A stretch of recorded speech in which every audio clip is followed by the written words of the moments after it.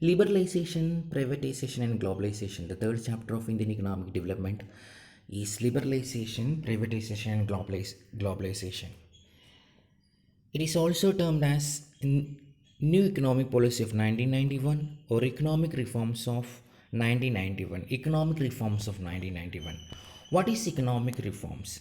Economic reforms or structural adjustment is a long-term multi-dimensional package of various policies and programs for speedy growth, efficiency in production, and make a competitive environment.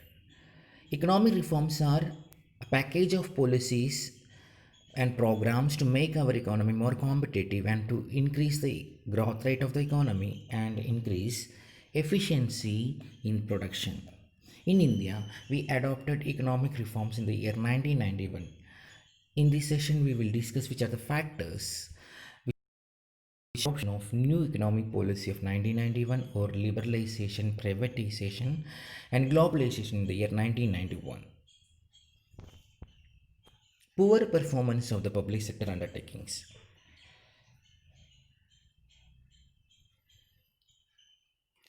The industrial sector, business sector, agriculture sector became well diversified by 1990, largely due to the public sector.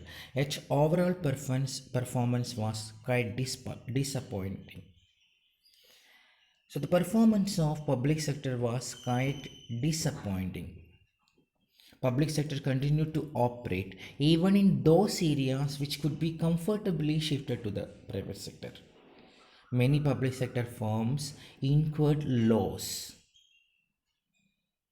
Many public sector firms incurred huge losses but continue to function because it is difficult to close the government undertaking even if it is a drain of the nation's limited resources. Deficit in the balance of payment. Balance of payment is the difference between inflow foreign exchange and outflow foreign exchange. So we experienced a deficit in the balance of payment because of our incompetitiveness of Indian products. India was not able to earn enough foreign exchange through the exports to finance our imports. The current account deficit rose from 1.3% to 3.6% of GDP during the year 1980 to 1991. In order to finance the huge current account deficit, India government borrowed a huge amount from international market. Consequently, external debt also increased from 12% 23% of GDP during the same year. So there was an adverse balance of payment position in our country during the year 1991. In our before 1991, exports were less due to the pure quality of our domestic goods, and imports were more despite of heavy tariffs and quotas.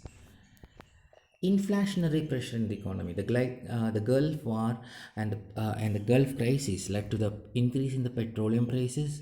Due to the increase in the money supply and shortage of essential goods, there was an inflationary pressure in our economy. Inflation means a consistent increase in the general price level.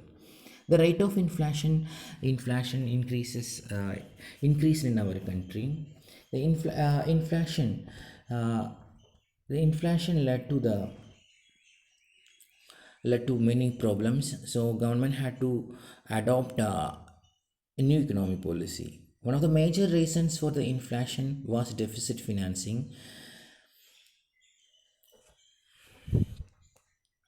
The rate of inflation in the year 1990 to 1991 was 16.7%. Falling the foreign exchange reserves. Foreign exchange reserves are the stock of foreign currencies, foreign securities, etc. Foreign exchange reserves were extensively used to meet the consumption requirement and development project. So our foreign exchange reserves fell into such a level that was not sufficient to meet the imports more than 2 weeks and pay interest for our uh, borrowing from other countries. Huge burden of debts. huge debt burden. The expenditure of the government was much higher than the revenue. As a result, government had to borrow money from the public, from different banks, and from international financial institutions. Inefficient management. The origin of financial crisis can be traced from inefficient management of Indian economy in the year 1980s.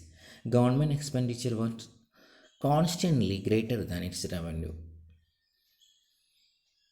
The government was not able to generate sufficient funds from internal sources like taxation.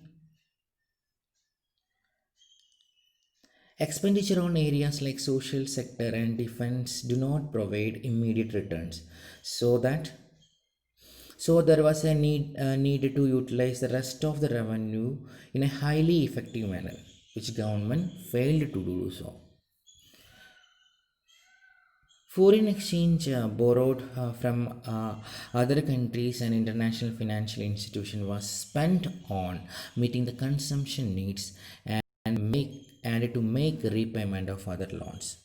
So during the year 1991, 1990s, India experienced uh, a problem of financial crisis. So we had to borrow from uh, other countries and financial international financial institution. We approached IMF and IBRD, IMF International Monetary Fund, IBRD, World Bank. So we adopted, we approached these IMF and IBRD for loans.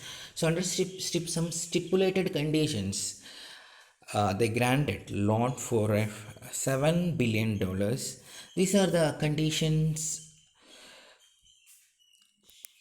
remove the restrictions on the private sector, reduce the role of government, remove the trade restrictions.